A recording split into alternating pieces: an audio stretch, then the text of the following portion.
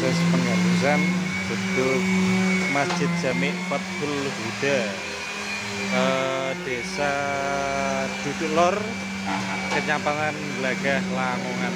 Ini masih diproses.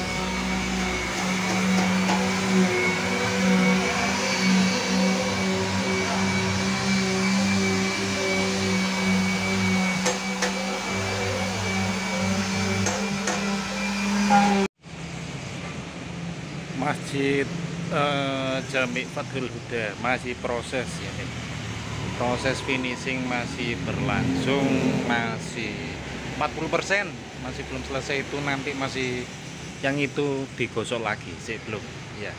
Ini beduknya masih dipoles lagi, masih belum digosok lagi. Sebelum diwarna nanti masih digosok lagi ya.